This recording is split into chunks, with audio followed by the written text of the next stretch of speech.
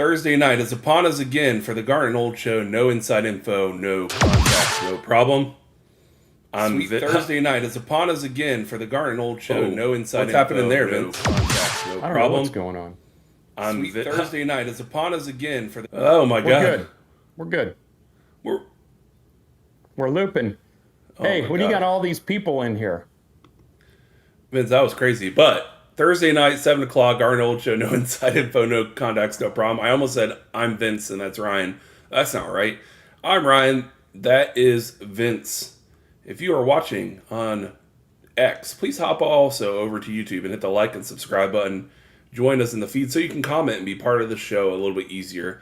And also, we have super chats available if you want to get your question, comment read on the show. Go ahead and super chat us. And yeah, Vince. I also want to thank Captain Black and the Captain Black Fishing Experience, I like to call it, in Panama City Beach. If you are looking for a fishing charter, Captain Black is the way to go. Bring them on, Ryan. I want you. There we go. We're gonna bring them all on because we got some time here. We gotta put in. What was that? Yeah, you got it. Echo. You got it. Someone's playing the sound. I think someone has some reverb on. We've got everybody. We've got Parker. We've got Jeremy. We've got George. We got Doug tonight. I was trying to think of a good show to do this week. Like, let's pull in a bunch of people that love the Noles, love college football, and let's kind of talk about some things that we've seen and bring some perspective now that Florida State has played 2 games. And so that's what tonight is. It is the Bye Week bunch. And so thank you guys for joining the show here. And we're just going to round robin this. I'm going to kick this off because I know maybe Doug looks like he just had a pickleball court. He may have to go run and play a match here at some point. So let's kick this thing off. Doug, let's start with you. What has surprised you the most about this team in the first 2 games? Well, happy bye week, guys. We're 2-0, just like at least one guy on this show predicted. I've not been surprised. And that's right. And Ryan, we've been tooting your horn as well. So yeah, 2-0, just like we thought. I think, and yes, you are correct. I do have a pickleball match in about 15 minutes, so I did want to hop on and say hi before taking off. It's not that FSU won against Alabama. It's not that FSU won against East, Southwestern, Northern Texas State A&M School for the Blind last week. It's the way, after the crushing year that we had last year, where literally it was Willie Taggart-esque, where every time we hiked the ball, we thought we might be losing 3 yards. It's been nice to see clean, crisp midseason form. And that's a testament to Gus and the coaches knowing what their agenda was. Look, Gus's playbook is deep. Gus's playbook has 7 different formations you start with and 35 different plays you can run off those 7 formations. So it's a high school offense that's easily adaptable to quality athletes. And we saw Micah Danzy, the home run hitter, every time he touches the ball, it seems like. But at the end of the day, the impressive part has been they have flushed 2024 out of their system.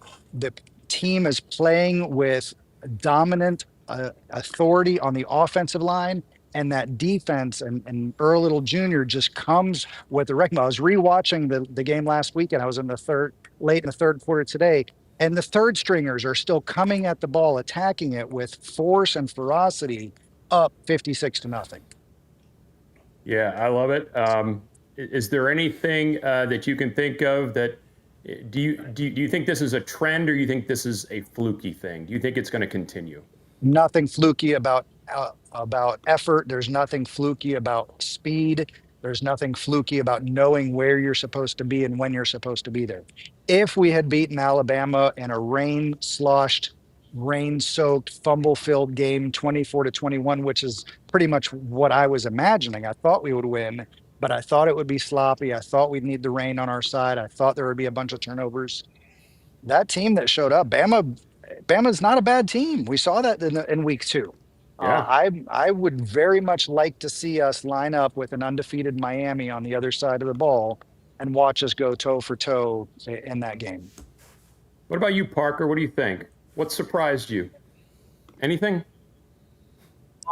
Yeah, I'd say the consistency of the team. I think the success isn't what shocked me. I think it's just the repetition of it and then being able to carry that through two whole games. I knew both coordinators were capable of making that kind of tight turnaround and getting the team back on their feet really quick. But I think it's, a credit to the players for being able to buy in and, just kind of be able to execute for all four quarters is something I didn't think that was capable after last season. So that's what I would say I'm surprised about. Jeremy, Hey, it's all you. What do you think? I credit it to kicking the media out of practice. No, just kidding. No, seriously, I actually just passed up a moonshine tasting. Figured I'd be laser focused for you guys. So, no, seriously, I expected a sluggish first quarter the other day. Understandably so after the week before. And they came out just as laser focused as they did for Alabama. And that is not easy to do, to get a team up like that. And it seems like this team, man, they genuinely like each other. And I know this sounds crazy, but it's been a long time since I've seen the starters congratulate a walk on for making a big play and the third string. Because, like Doug said, the third string gave it just as much effort because the first team supports them and the coaches support them. Vince, you were on my show. Was that Jam Brady or Cindy? But Vince made a great point on the Rock and Roll show last week when he said, "Man, all those times in the past where the coaches, Adam Fuller, would talk about put in the work, put in the work, put in the work, and then they were never rewarded. Where this coaching staff is like, we don't care who you are, you put in the work, you show you deserve to play, and you're out there. And these kids play like that every week, where they know they better put in maximum effort. I still expect. We haven't seen them go on the road yet. We still haven't seen them deal with true adversity yet. That'll be a telling point. But man, what I've seen right now, man, I saw a lot more at it on Saturday than I thought I would. Let's just say that. And I'm not talking about how much we scored. I'm talking about from a laser focus standpoint. Yeah. Ryan, it's all you. Big Papa East. Going back to everything that we heard in the offseason, and wouldn't you say, Vince, in our show, around July and August, my mood around the team started to really change. That's when I got worried, Ryan. Sorry. That's when I got worried. That's because in our original wins and losses, I predicted 6-6 is our first record. And it really started to turn so much as I made a 2-game swing before the season started. I predicted Florida State beat Alabama. In fact, the losses I predicted were not Alabama. It was other teams still on the schedule. But coming off of the 2-game stretch and heading into a bye week, do I think there will be any dramatic change where like the effort is any different or the effort is any different or anything? Effort or general playbook play style? No. Do I think we should prepare ourselves for a game or two in which we aren't just cruising? Yeah, for sure. I think I could see that Virginia game being a game where we're at halftime on the message boards and on X saying, what are we doing? Like, man, what is that play call? Like, you start getting in the fanosphere, right? Yeah. And even though I'm predicting that we beat Virginia on the road, I think that could be the first game where maybe there's some hemming and hawing. Now, if we take care of business against Kent in dramatic fashion, and we go up and we lay a 21-point plus win against Virginia, then you'll see a switch even more from me being like really optimistic, but hey, we could run into some issues to, 2013 team didn't mess around with anyone. Okay, so any team that is capable, Vince, of going 4-0 to start a season, you can't not think that it's possible to win all the games on the schedule, especially if you played a team or two that's any good at all. So, yeah, my mentality will switch real quick, but I don't anticipate effort ever being the issue coming forward. I just think that there might be a team that gives us a run for the money, in the game. Yeah, for me, I would say the thing that's probably surprised me the most, I mean, you guys have all said a number of things that I agree with, but another thing that I will add to it is I'm surprised at the cohesion of the coaching staff during game day. And if you look at the way they're interacting, the way the calls get in, it almost seems like it shouldn't be that smooth yet, you know. And right. And I will say that to me is probably the most surprising thing, and in a great way, because it could go a very different way.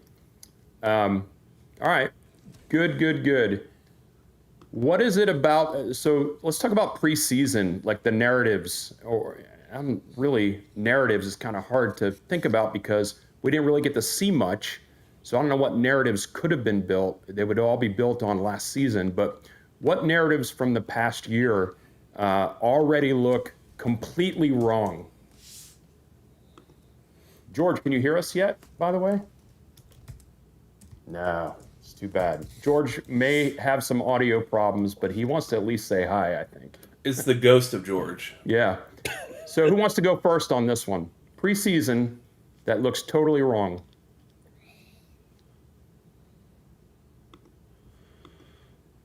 Oh, Doug, you're muted. Let me unmute you. Sorry, we had some background noise, but you're good. Go ahead.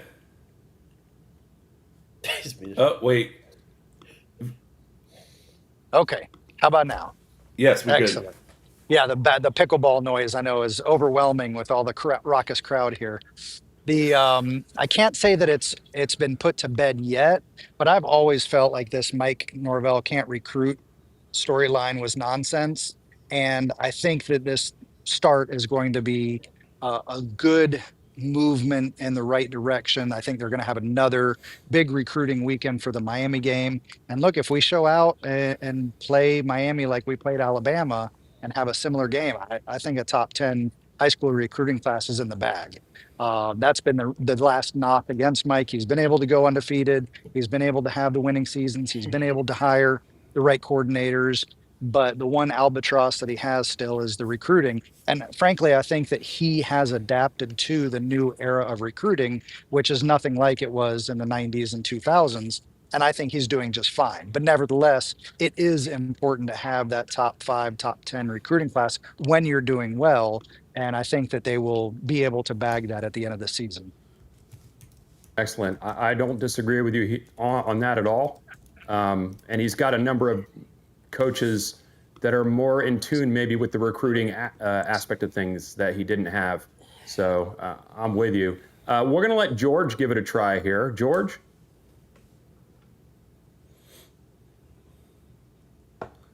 George still is a ghost of his former self.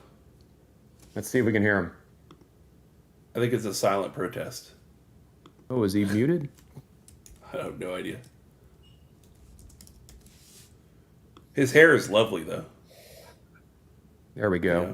Maybe now, right, George? I believe I'm unmuted now. Y'all There give we me a go. thumbs up if you can hear me. All right. So, guys, sorry about the technical issues. I use a different streaming service for our podcast and stuff, and one of those things popped in here 5 minutes before the show. Couldn't get it fixed, but fired up to be here. Appreciate Ryan and Vince having me as always. Everybody hit that like and sub. I see my guy Rohan Law PC up in the right hand corner. My guy Doug Rohan, Parker Rawlin. We haven't met before, but cool to see you in here too. And Jeremy Ivins, my guy, the Rockin' Nole. Got to meet him over in Tallahassee a time or two here the past couple of years. Glad to see you. Thank you. You guys are talking about preseason narratives. Wow. I mean, there's just something there when you predict what we predicted last year, the coaching staff, all the media, and you go 2-10, that just makes you want to temper expectations and just not want to believe. And just as fans stepping away from covering it and analyzing it, like just your heart doesn't want to believe. But I've had conversations with just about all you guys except for Parker, like I said, just getting to meet you. But we all said, or I said, my take the whole time was like, as soon as he fired the coaches, every move that Mike Norvell made was for a reason. And I thought it was like the perfect move. You go get the root of your coaching tree. You get Tommy early. People were upset about that, and I get you have different opinions. But to me, the biggest part in getting Tommy when they did was, bam, now you know who your quarterback's going to be. You can start building. They got the offensive line. They got all the pieces, but still heading into the season, myself, everybody, it was like 8 wins. That's what you got to have to get momentum back. Everything goes well. Maybe you win 9, you compete for the ACC mathematically towards the end. But no, I don't think anybody saw this coming out of the box and just destroying Alabama and looking like a fine, well-oiled machine, and the next week against the cupcake that we had in Eastern Texas A&M. If you watch the Renegade Roast, they had a fun time with that. I'm not even going to tell y'all what they called Kent State, the next cupcake on the schedule, but man, it makes all of this a lot more fun, getting all the guys together, getting to talk FSU football when all of a sudden you've got a Heisman contender and all these things. I think the biggest thing that's blown my mind as far as the expectations and the preseason stuff, I think everybody knew for the most part that if your ones could stay healthy, if all offensive linemen could stay healthy, if Tommy could stay healthy, Deuce could stay healthy, Squirrel, etc., you could go with pretty much any top 25 team on your ones. But when you get to the last 10 minutes of a fourth quarter of a game, that's when depth shows. That's when it doesn't matter how good your ones are. You've got to have some 2s and 3s that are dogs to keep that going. And that's been the biggest shock to me. Our 2s and 3s are better coached than I've seen an FSU team since before Jimbo lost, control of the program and everything like that. It was unreal, even against the cupcake, to see a true freshman come in there and, do his first assignment, help on a double team, and then get to a second level and put a guy on his butt. It was beautiful to see all the true freshmen. I talked about how it might be the best high school class, and they signed it in a matter of 3 weeks. I mean, unreal. The Desir twins, I was hard on them. I didn't think they would be instant impact guys. I thought they were good gets, but the kid Tylon Lee from Pace, I thought he had a better first step. He'd probably come in and be better prepared for college. But holy crap, those guys are playing like 4 or 5 stars as true freshmen. The one the bad twin or whatever is, he's still one of the best freshmen in the country. Chroma, what can you say? We knew he was going to be a beast. But guys like Roydell Williams, Earl Little Jr., you saw what you saw last year. You weren't expecting what we're getting. And I won't just keep on going on and on forever. Just wanted to get one take off and say hi to everybody. I'm going to jump in the comments and watch the rest of the show and see if I can't get this broadcast service figured out where I can come on here and hang out with you guys. Now, before you go, George, I have to ask. He can't hear you. Can I ask you something? He can't hear you. Oh. He's only audio. I'm texting him on the side. So he knew the question because I'm doing a little production magic behind the scene. Nice. Jeremy, what about you? Any preseason stuff that you think is totally flushed? I mean, I was one of the biggest critics on Josh Storms after last year. I'm not saying we're the best strength program in the country now or the best, but I watched us. Being at the games, you see size a lot differently than you do on TV. And we matched up with Bama in size, which is something I never expected. Maybe a Darrell Jackson here and there, but some of these guys, you could tell. I have to give Chris wanted me to give him props. Yeah, I saw it. He came on my show in May, and it wasn't that he picked Florida State to win, but it was how confident he was. And I thought he was nuts. I thought he was like paid by Florida State to almost say it. But he was absolutely right. And he disagreed with me a lot about Josh Storms, gave me some interesting tidbits on Josh Storms about changes he made to the strength program, and I still didn't want to hear it. So far I'm wrong about that. Tom, I took everything on a wait-and-see approach, but during fall camp I started to get frustrated a little bit with some injuries that I thought were nonsense. When I heard Mike use the term summer injury, and I still don't know what that is. I thought if we were going to win, man, it was going to take like a Landon Thomas that they had trouble. He'd be a mismatch. He didn't even play in the game, really. We don't talk about that. We talk about Pittman. Really, he had, 3 catches for minimal amount of yards, but some good blocking. I thought tight ends were going to be a big factor, and they weren't as big as you would think. So that surprised me. It shows Darrell Jackson's playing the first 2 games, and I said he had the game of his life the other day. I think I was almost right about that. But these coaches, you could tell, begged him to come back. Obviously, battles end and everything sweetened the pot. But there's a reason why Tony White and Pot Roast wanted him back so bad. And watching Tony's defense and how it's set up, you could see why Daryl was just so valuable to them. So I don't know if that was a surprise there. You're asking what's a surprise for me? Yeah, no, that's all. That's Yeah, all good just stuff. I know just because we've spent the last 20 Yeah. months or so being in the muck, that there's a lot of negativity. And there's a lot of narratives that get built up, and because we didn't have access, those narratives, perception is the reality. So what kind of reality, Parker, have you seen that totally debunks, some things that we've been assuming were true, I guess?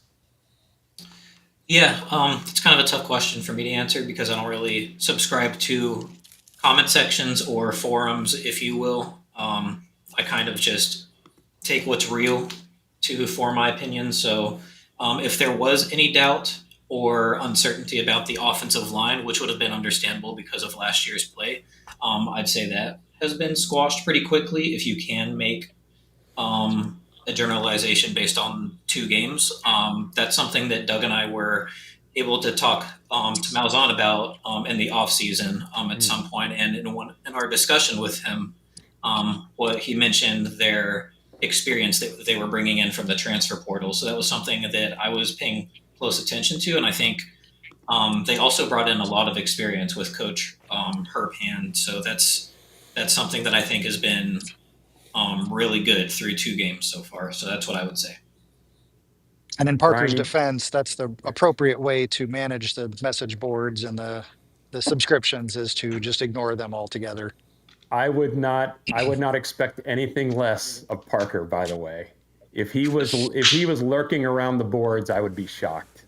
So, right, guys, Ryan, you got anything to add? I'm going to head off. I'll watch the rest later on. Appreciate you guys having me on. Dropping here. Gosh. Good luck, Doug. Take care. Dominate.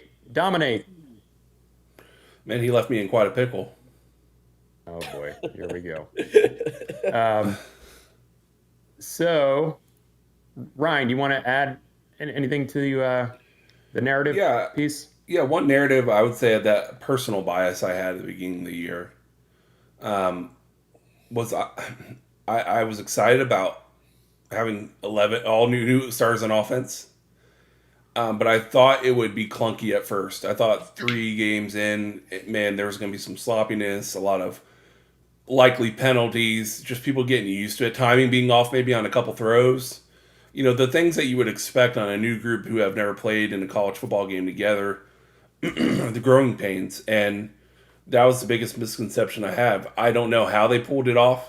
I don't know how in the abbreviated, sped up, crazy, having to learn everything in a condensed period, they were able to get all those starters, on offense specifically, to block as effectively as they are, both in run and pass blocking, to be able to have the timing with the receivers, and to look as buttoned up without dumb penalties. There's no one spitting on each other on the field, that kind of stuff. So I guess my biggest misconception was I thought it would be sloppy, and then we'd get buttoned up as the year went, and in fact, we were good from the first snap. Yeah. Can I add one thing? Yeah, absolutely. Chime in. One thing was, obviously I was critical of Norvell after last year. And I had, a lot of case points, not just because we were 2-10. And then when Tommy spatted out the mouth the way he did, it wasn't that a quarterback said that, because 21-year-old kids say things sometimes they regret. I was like, all right, we're 2-10, and now your quarterback is saying this before Alabama. What kind of control do you have of this team and this program? And I was saying to myself, if we get our butts kicked game 1, it'll show that. And I think I was wrong there.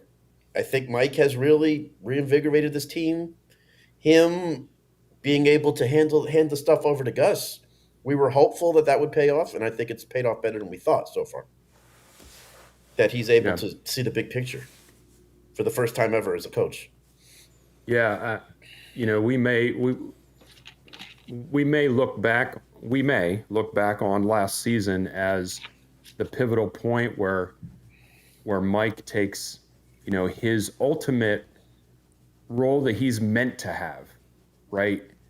You go up through the ranks and you know a lot and you're good at what you do, but maybe his ultimate final form is this CEO role, where he really gets to shine. I mean, we'll see. We'll see. Right. 2-10, obviously, you never want to have happen.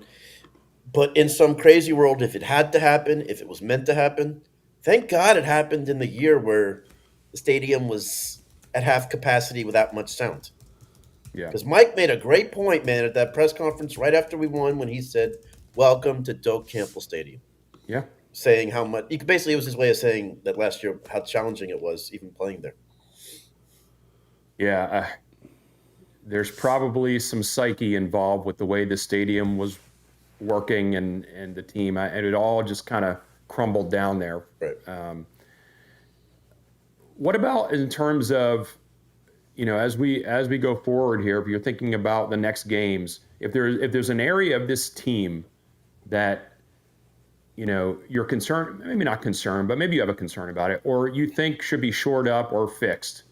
Punting, punt receptions, punt receiving punts. Go ahead, Ryan. I'll let you go first.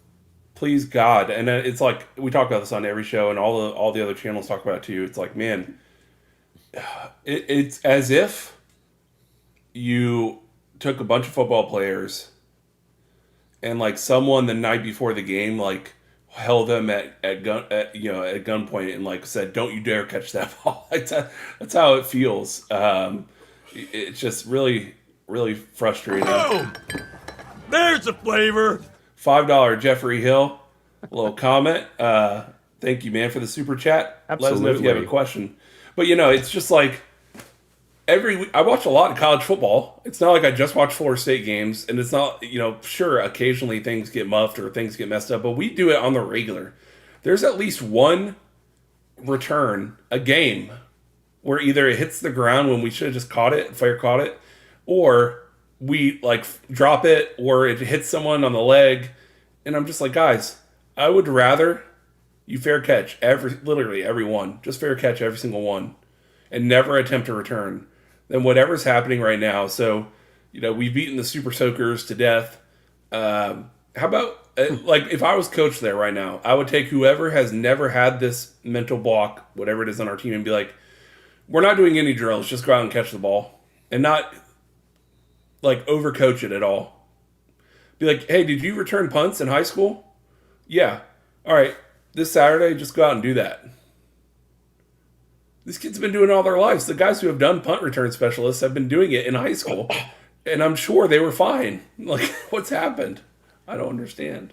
Yeah, I mean, it's not been anywhere near the level that the rest of the team has been performing at, right? So they're working on it.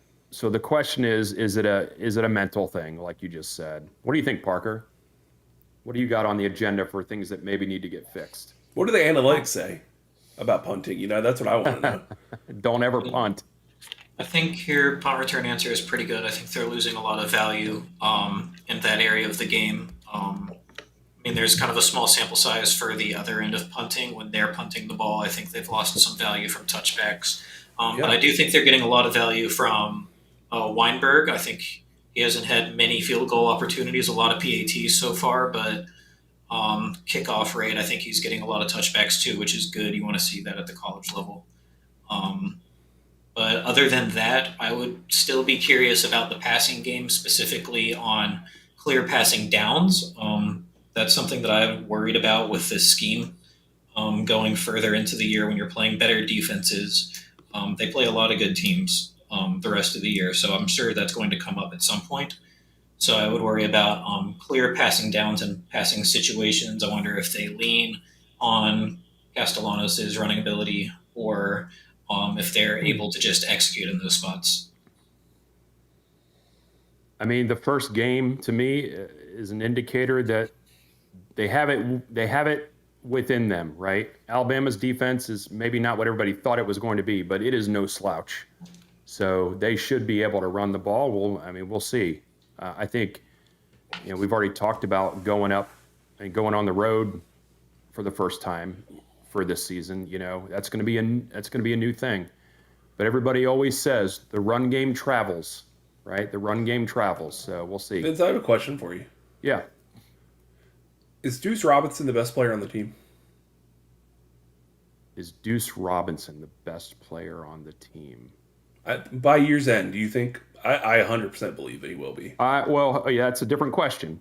By the year's end, are we looking back on the season going, Deuce Robinson is an absolute game changer? Yeah, I think that's possible. I think so. Yes. Yeah, I think that's possible. Yeah. Jeremy, what needs to get fixed? I mean, you can't fix depth issues. But I think they did it the best way they have with rotating more. I just think as fans, man, we're still so pumped from Bama, and rightfully so, and thinking we're 100% in the right direction. But remember, you had what, 8 months to get ready for that game?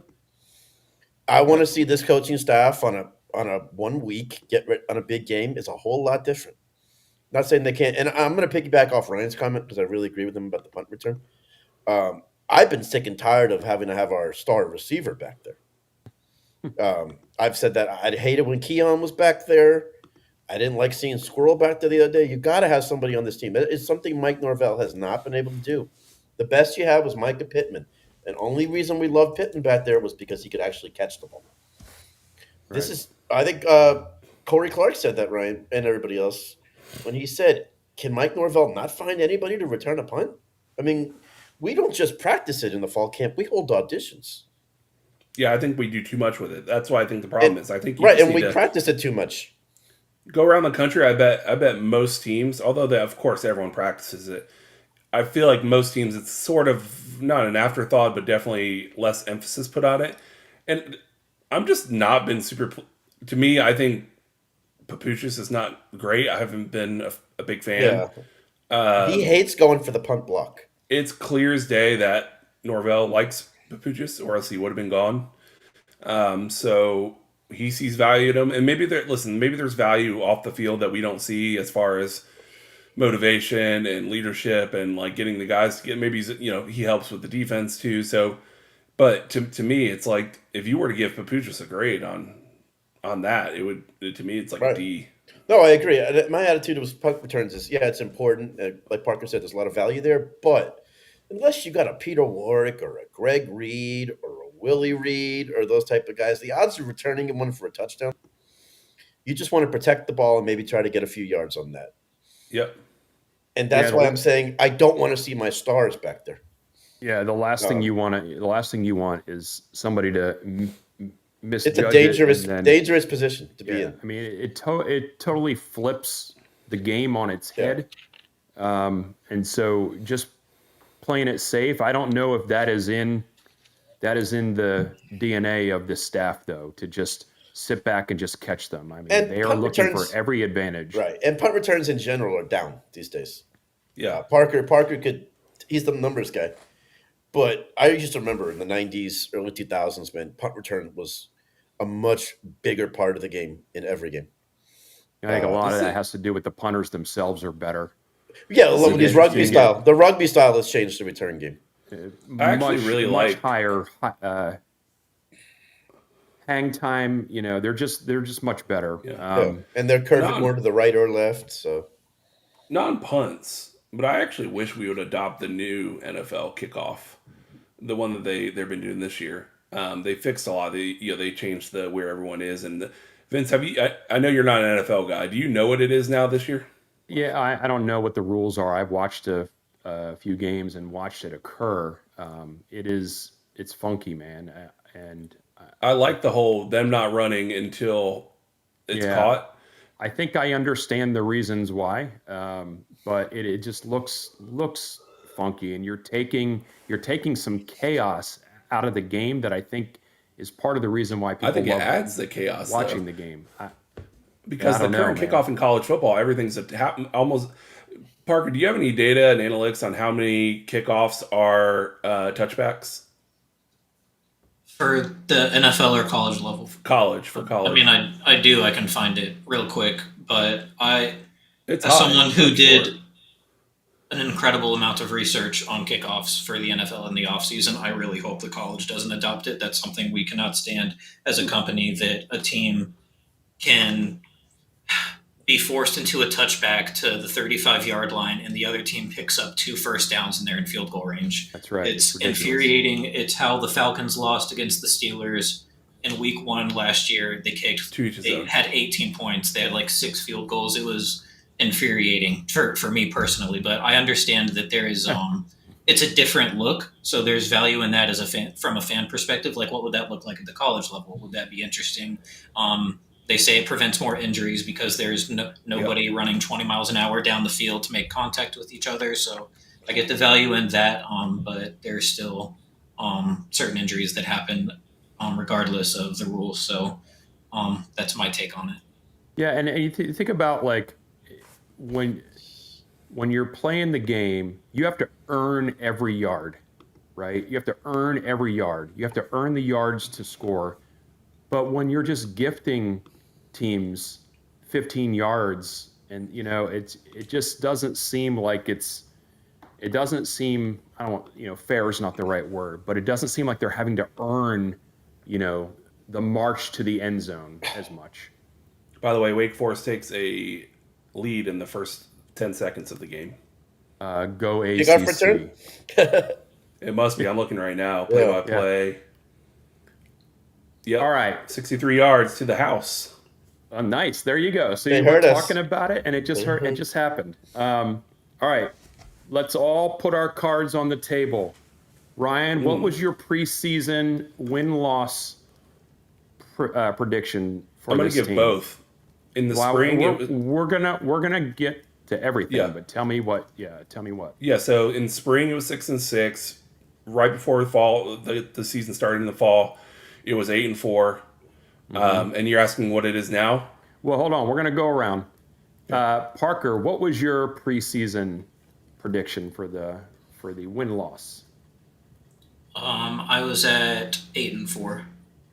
All right, Jeremy, where were you? I never did one. Remember? That's right. But that's right. And I qualified it with superstitious. Yeah, I qualified it with I don't like doing it, and 2, there were just too many unknowns. I had said I don't think he's superstitious. I think he's just a little stitious. A little stitious, yeah. Yeah, that's a good one. No, and one of the reasons was we have never gone into a season this uncertain about a team as we were this year. So there was no analytics to even be able to make one, in my opinion. It was just throwing, darts at a board. I didn't see too well to start the year. I'll be honest. I said for months I didn't want to do a moral victory against Bama. Then about a day or two before the game, I changed my mind a little bit. So I'm just really pleased with what I see so far. Vince, you said months ago on my show you wanted to see upward trajectory. Yeah. And I even thought that might have been pushing it. And you've got it. So good call there. What was yours, Vince? Mine was 9-3. And I know it's pie in the sky, and I was banking it mostly on the fact that I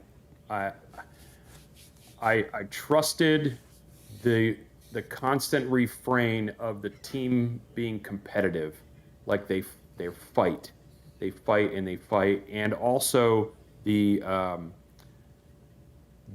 honing in. I'm trying to get guys on this team that loved playing football. That's what they wanted. They wanted guys that were football players and loved playing the game. So it was a little bit of a hope there, but 9-3 is what I predicted. I predicted us to lose to Bama, but beat Miami as part of those 4 tough games, right? So now let's talk about where we are now. Yeah. Who would like to open this can of worms? Let's go in the same rotation. All right, go ahead, Ryan. You're first. So, my current day take is based upon not only what we know about our team, but the increased information we have about the other teams on our schedule. And I think it's as important, that data, as what we know about our team. Because keep in mind, Vince, some of the losses I had predict was against Clemson and against Florida at the end of the year. Mm-hmm. Well, I was not impressed with what I saw with Florida, and I was not impressed with what I saw with Clemson. And Miami is pretty much what I thought they'd be. So my new prediction, Vince, is 11-1. I think if not Miami, it'll be a random game that we don't expect.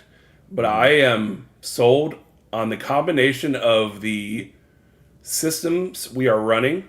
I think our defense is going to give a lot of problems in the ACC. I think we're going to give people, like, we're the annoying team that runs something different than a lot of teams that you play, and then you have to contend with it, and you don't have a lot of time to contend with it or plan for it, and I think we're annoying on defense, and we're the annoying offense that's running something different than most teams run in a different way.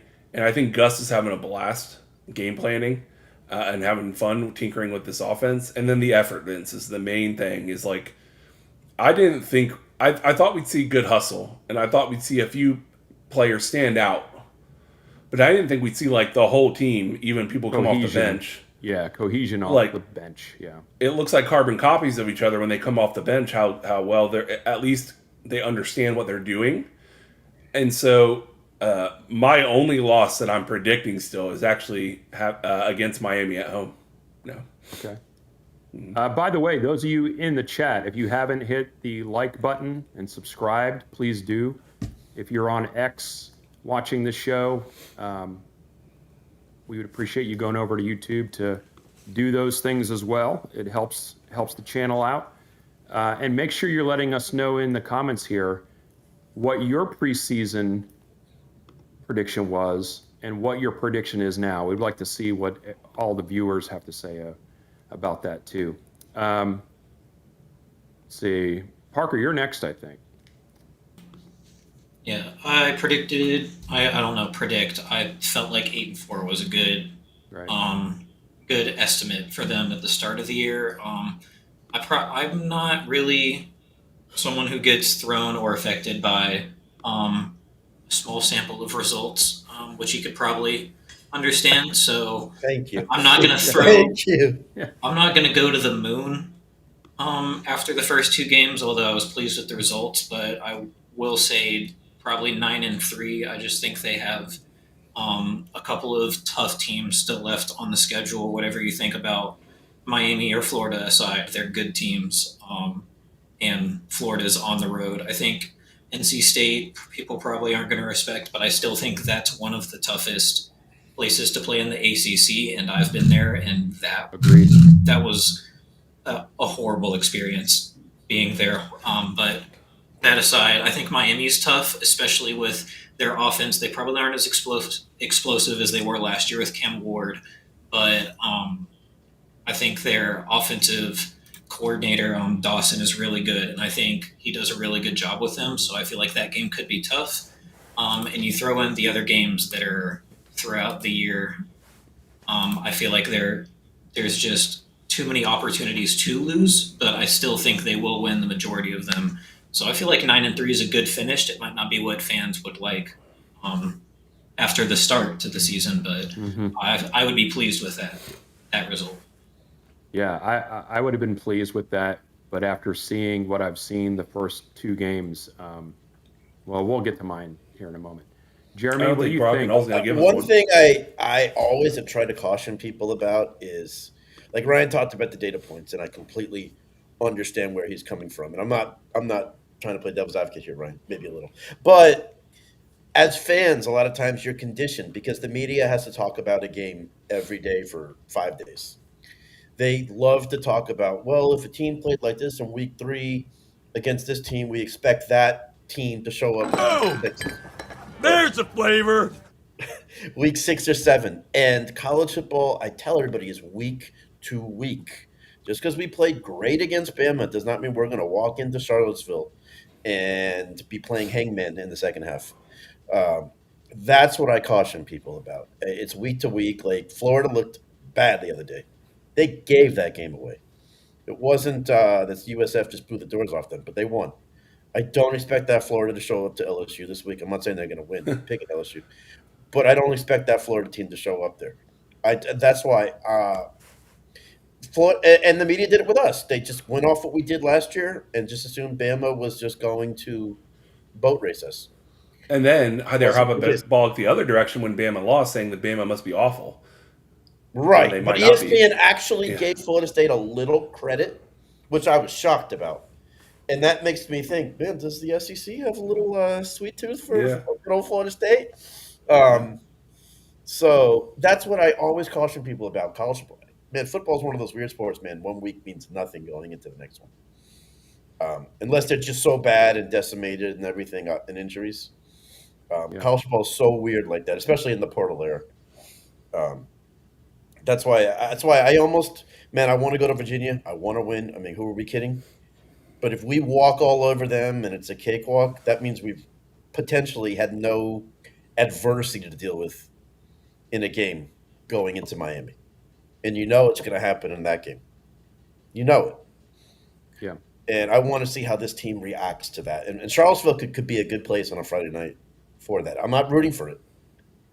But that was something I said with Jameis, man. Second game, he threw that early pick against Nevada. And I said, now let's see how he deals with adversity. And obviously we saw how good he was. That's what I want to see. I want to make sure we shout this out here. Mahi Griller, by way of Don Capes, 8.5 take the over. So Mahi Griller is in the realm of 9. I think what I've seen for the first 2 games is enough for me to bump up my prediction from 9-3 to 10-2. There you go. And we going to the playoffs. Yeah, I think so because, you're right. You can't expect the type of consistency throughout every game because it's college and, the throes of emotion, right? And game in and game out and trying to get up. Sorry, if Florida State's good, you're going to get every team's best shot. But I will also say one of the things that kind of counteracts that to a degree is that I also didn't expect just the plethora of players playing at such a high level already. And so if you do have a Roydell Williams not having a great day, you've got Sawchuck carrying 8 Alabama defenders on his back, right? Yeah. And if Micah Danzy, maybe is not getting to the edge like we know he can, Jalen Lucas also is playing very well, right? So I just think there's enough people that if you have some guys that have some off days, or maybe not as productive days, that you have enough consistency and buy-in from the rest of the team that I think you can weather that for the majority of the teams you're going to play. Yeah. Yeah, don't you think too, Vince, that a lot of people will sleep on and forget just because he's been out that Pittman could play a huge part in the Virginia or Miami game coming back from injury. So I'm excited about that. And then one thing, Vince, I texted you last weekend about this. I just didn't expect almost every major team in the country to be ass. Like I watch our games. I watched the Alabama game. I watched us last week. And then you watch and you're like, okay, you walk into that Clemson game last week and you're expecting, I'm like, I could put it on, let's see how they look, and I expect this to be a walk in the park, and you're like, man, they just don't look like they got it together. And then you watch you look at the Georgia score and you're like, what in the world? And then you see Florida and you're like, that Vince, I'm not even joking, that I think if preseason polls did not exist and they waited until week 3 to release the polls, hypothetically, Florida State's a top 5 team based on performances so far in the year. Absolutely. Mm-hmm. It's a shame that we are not playing Clemson early in the season because we would hammer them right now. Mm-hmm. Right now. Oh, yeah.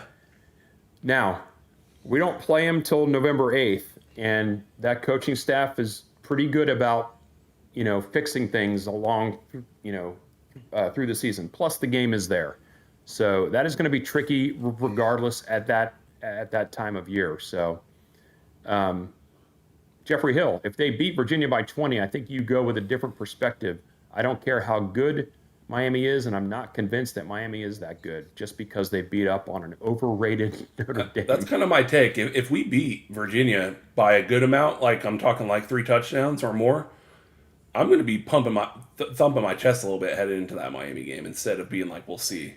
Just because you're like, okay, well, Kent State, and East Texas A&M is whatever, but Virginia on the road and we handle business, no problem. Well, then I'm like, oh, so we don't get phased by road environments. So let's go just run this table, man. And then if you beat Miami, Vince, I'm flipping real quick to 12-0. I hate to tell you. I mean, because if you beat Miami, they're clearly, in my opinion, just what my eyes are telling me is that they're the best team in the ACC right now until we say otherwise. They've definitely played well, that's for sure. Yeah. And they have two tough games. They have 2 tough games coming up before us. They do. So are we all rooting for USF, or we want Miami to be undefeated when they come here? Oh man, there's no. I can never root for them, man. I hate that whole thing. You can say that it's better for Miami to win in terms of whatever, but none of that matters if we continue to win. This is not the 4-team playoff. This is a 12-team playoff. So Miami, no offense to my buddy in the chat, if he's here tonight, Rockin' Nole or Riz P, Miami can lose every game, and I will not bat an eye and not shed a tear. So USF, go Bulls all the way. Amen. I happen to like their coach a lot too. Yeah, they're a very likable team. They are. So as far as like the rest of the season is concerned, then I think we kind of already talked about this. I want to kind of clarify this. Other than Miami and Clemson, okay, is there another team from the ACC that you are circling and saying, yeah, this one could be a problem? Yeah, I agree with Parker on the NC State. Now I'm watching this game. State. Wake Forest is about ready to score again to go up 14-0. In fact, touchdown maybe Wake Forest. So it's about to be 14-0. So that might, if Wake beats NC State, then my opinion changes real quick of NC State. But you see a lot of people quit. Yeah, I do. Obviously, I hate that the NC State game is not just on a Friday, but the week before Florida. Yeah. You would hope they don't look ahead, but it's just timing sucks there. And the one I was looking at all summer was Pittsburgh. Yeah. And the reason why I said that was that's one of those days where you kind of don't show up like you usually do. Pat Narduzzi teams are always so physical, so aggressive, don't care who you are, and they will punch you in the mouth. That was one game in the week after Miami too. Yeah. That was just a game on the schedule I circled with a question mark going into the year. NC State, I probably would say would be mine. Virginia Tech's been pretty horrid. Wake may win this game tonight, but that's a home game. I wouldn't worry too much about that. The NC State game for me would probably be the one, also known as the Piss Palace. Yeah. So, all right. What other questions and anything else? Okay, let's get out of the Florida State realm. Let's talk about nationwide. Let's talk about some things that maybe have shocked us or maybe have kind of thrown us for a loop a little bit. Yeah. I mean, do you guys, first of all, I don't care if it's another channel. Anyone who's not subscribed and doesn't watch Coach Speak, please go subscribe to that. It's funny stuff. I'm glad they made it a separate channel so they could get non-Florida State fans to listen to it. It's a smart play. I didn't notice that. One of my favorite things was Texas, right? You're watching Texas just be like, the first game be like, what the hell is this? Right? And then in Coach Speak, they asked the coach, is the quarterback, is Arch Manning okay? He seems to be like nursing an injury, and he's like, why do you think that? And he's like, well, his facial expressions. And did you hear what he said back in response, Vince? Yes. I didn't watch the show. He said all over the news today. He said, well, I don't know what your face looks like when you use the bathroom. And everyone's like, huh?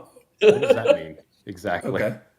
So yeah, my 2 cents right now, my biggest fraud team is definitely, in my opinion, going to be Texas this year. I think Texas is a 3-loss team waiting to happen. Not a bad team, but definitely not all world. They got to go through the gauntlet. Yeah, the gauntlet. That's right. What do you think, Parker? You watch a ton more games than I watch, than any of us watch. what has shocked you or kind of said you kind of raised eyebrow? For me, I don't think you have to look too far. I think because of all of the heightened expectations preseason, that Clemson has kind of been surprising to me. I mean, they've only had 2 games, and you don't really want to make generalizations based on like the first 2 weeks of the season, but they haven't looked that great, in my opinion. Texas was a good answer. They also had lofty expectations and struggled week 1, especially. Um, if this is all, were these like positive expectations, It or could be either. General thoughts. I mean, I think I thought USF's a great answer. They've come out with a tough schedule to open the season, and they're kind of like Boise State that year. They came to Tallahassee when it was supposed to be in Jacksonville. They're like, we don't care where we play, we'll play anywhere, and then they won, and it looked really good for them. I feel like I kind of get the same sense from USF. Like they don't care who they'll play; they'll line up against anyone, and they've played really well against Boise State and Florida, and then they have to play Miami this weekend too. Yeah, if you think about them, like they seem to be the type of team, like you said, doesn't care where they are, but it's also like they know they're outgunned, and so they are locking arms, and they are playing together as a team. And if you put that up against a team that's clicking, then Miami this weekend, if Miami plays well and plays mistake-free pretty much, they're probably going to win that game. But when you put a USF up against a catastrophe like Florida that can't get out of its own way, regardless of the talent that they have, USF is going to beat that team, and they beat that team. So, what do you think, Jeremy?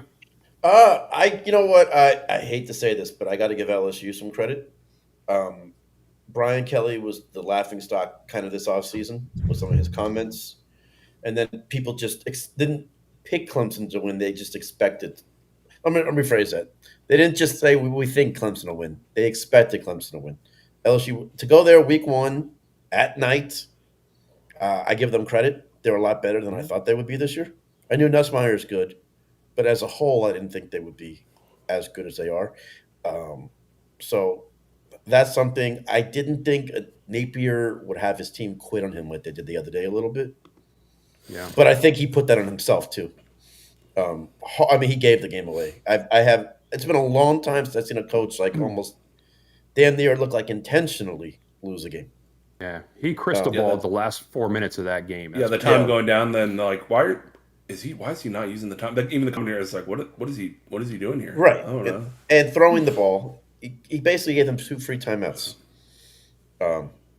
So that's something I was surprised about.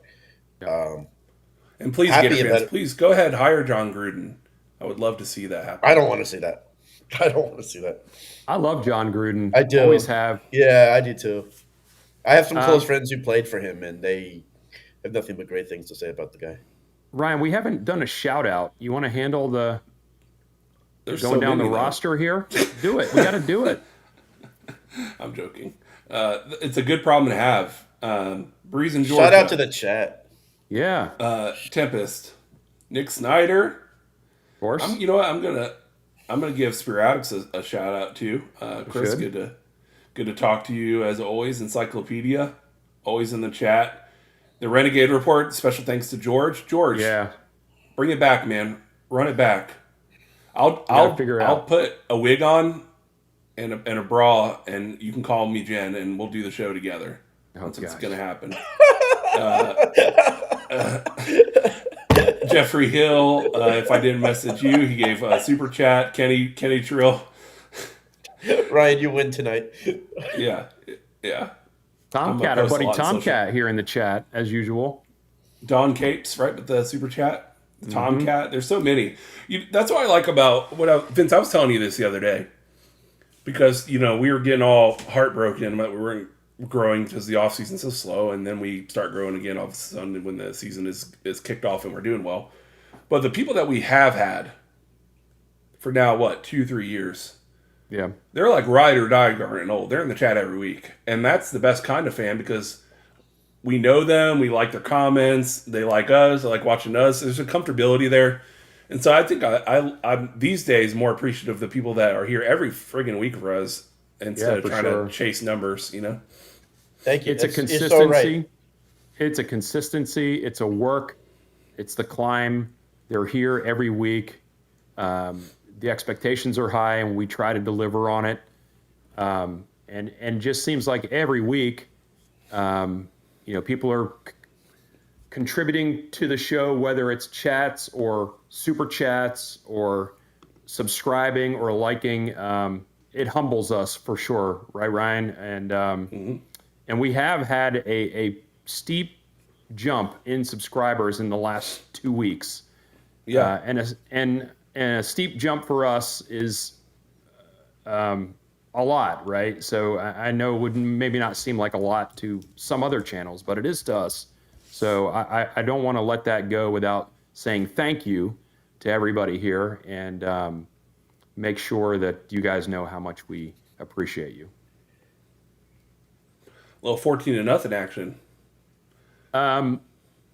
Before we close out the show here, I want to make sure we let everybody know George from Renegade Report was on the show a little bit ago. He had some audio difficulties, and he was frustrated with that, which I do not blame him for. But you can find him at Renegade Report, and he does a lot of great stuff there. He's got some guests on all the time, and number of different shows. So if you haven't seen his show, if you're not subscribed to his show, go find it, Renegade Report. And then we also had our buddy Doug Rohan on, who had to leave because he was evidently in the championship pickleball match that he had to go do. But you can find him at Rohan Law PC on X. Jeremy, why don't you tell us about your channel? Yeah, Rock and Nole YouTube channel. Not just Florida State. I'm doing other college games this So year. you're doing wrestling. Did some wrestling.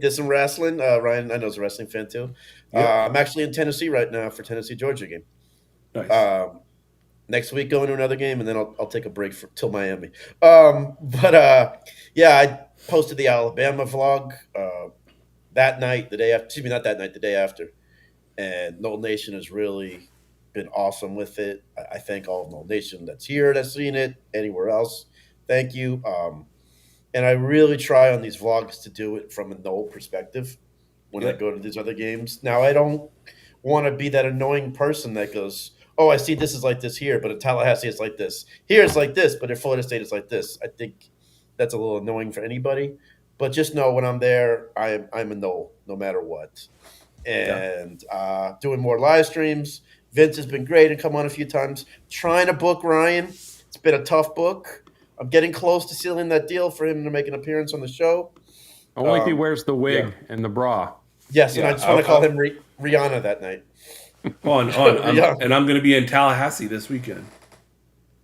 Sorry. The wig on. My Insta is heating up. But no, Jeremy.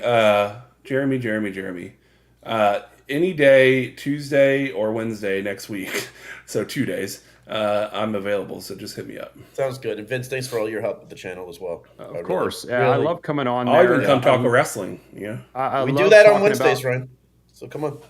I love talking about other stuff too, right? Me too. Parker, I know you don't necessarily have a channel, but you want to let everybody know kind of. Last thing, I want to thank Garnet and Nole. They've actually, you guys have been supporters from my channel pretty much since day one. When I met you guys at the spring game, I think I was maybe a month into it. So I really want to thank you guys from the bottom. Absolutely, it's great stuff. It's fun stuff. It's different, and it's real. It's not overproduced. Like, it's real, which is what I appreciate. So thank you. Parker, what are you going to promote tonight? I don't know. I'm not a content creator, but I don't know if someone someone in the chat or anyone is watching who is friends or is a high school football coach, or their friend is with a college school, you can look up championshipanalytics.com if you want to help out your team make the decisions that give them the better chance to win. Yeah, I hate to tell you, Parker, you are a influencer now. You're part of the Garnet and Old family. Garnet Old family. You are. Yeah. Yeah, Parker is a longtime contributor to our show that takes the emotion out of me and Ryan and gives us the numbers behind. So we appreciate that. Speaking of which, college kickoff returns historically get returned 40% of the time, and the NFL last year was at 33%. So it's a little less in the NFL, but it's also worth mentioning that the college return rate has gone down every single year. So right now the NFL is about 1 in every 3 kicks, and the college level is around that area too. Yeah. Yeah, it's not as fun. I know, like I said, I know they're trying to take some possibilities of some injury out of the game, but it just doesn't seem as fun to me. Guess where I'm going this weekend, Ryan? Hey, what day is that? Is it Saturday, their game? Saturday. Yep, Saturday. Going to Statesboro. Are you going to be there Sunday? We will be there Sunday. Yes, we'll be there the whole weekend. We're leaving tomorrow. We're going to Statesboro for the weekend, for family weekend, so I can watch the Georgia Southern Eagles take on Jacksonville State. I hope I'm getting revenge. Hopefully get revenge for 4 years ago today. A number of years ago. 4 years ago today, that game. I will just say, I will say GATA. For those of you who don't know what that means, look it up. It doesn't have anything to do with the Gators. Go look that up. It is a beautiful little place to watch a game. The team is pretty good, even though they're starting the season 0-2 because of the level of team that they've had to play. Yeah. They do things a little bit differently down there in Georgia, Vince. Yeah, they do. But that's where I'll be this weekend, and taking a little more college football, because you can never get enough. Looks like we got my daughter here in the chat. Yes, Gabby, we're coming to see you tomorrow afternoon, and Vince, we'll be driving to Georgia at the same time. You know that? I'll wave to you on the way. If I see you on the road, I will be the one driving recklessly on 95 North, all the way to Brunswick. You wouldn't be the only one. Do you plan on going to the Brunswick Buc-ee's? That's all I need to know. Just tell me yes or no. Well, we usually hit that on the way back. Yeah. But yeah. Anyway. That's a 7 p.m. kick. You guys are going to have a lot of time to get ready for the game. Yeah, as a matter of fact, I'm going to be going to a tailgate. I'm going to be stopping by one. At least I think I am. Someone reached out to me at the Skull Session a couple weeks ago. I think it was a couple weeks ago, as I was streaming it, and someone said, "Hey, you're the guy from Garnet and Nole that streams the Skull Session." Yes, I am. And they said, "And you have a daughter that goes Georgia Southern?" I said, "Yes, I do." And the husband was wearing a Georgia Southern hat, not unlike this one, except that it was in garnet and gold. So hopefully I'll be meeting up with them this weekend, where he has procured for me a garnet and gold Georgia Southern hat. That's awesome. That's maybe a new friend. Absolutely.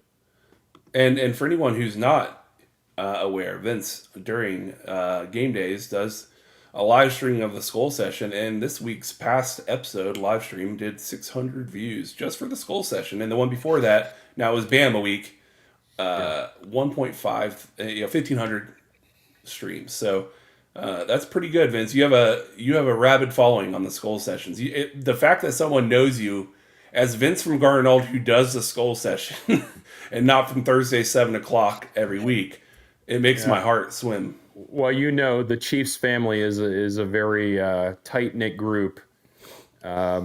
So the people that are watching that, I'm sure it's mostly Chiefs family.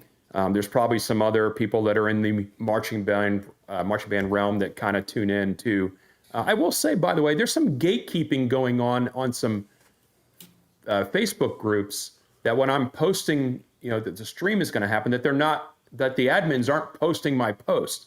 Like, what are we doing? I'm not trying to rake some money in by showing. We don't even have those videos monetized, FYI, everyone. Yeah, they're not monetized. You can't monetize them because it's all copyrighted stuff that they're playing. So quit gatekeeping my posts, man. I'm just trying to promote the Chiefs. It's ridiculous. Sporadics. Hook my man up, Chris. Yeah. Unconquered, too. Unconquered, yeah. Let's do it. Let's do it. We're going to keep you guys in here while we do the closeout of the show. Thank you for everybody that contributed to the show with chats, super chats, and we'll see you guys next week on Thursday, unless Ryan gets an idea to do a members only show. I'm thinking I will do a members only show on Friday next week, but I will do a Rock and Nole show on Wednesday. Is what it sounds like I'm going to do. Maybe Tuesday. Tuesday. Or Tuesday. Because when I say big, you say east. Big east. All you got to do is rub my belly and I shall appear. Oh my gosh, this is getting crazy now. It's getting crazy. This is Garnet and Old. No inside info, no contacts, no class. Yeah. Thank you, Captain John Black, as usual, for sponsoring us. And I look forward to seeing you again in a week or so. Since you saw the damn time, go Noles, everyone. Go Noles. Later.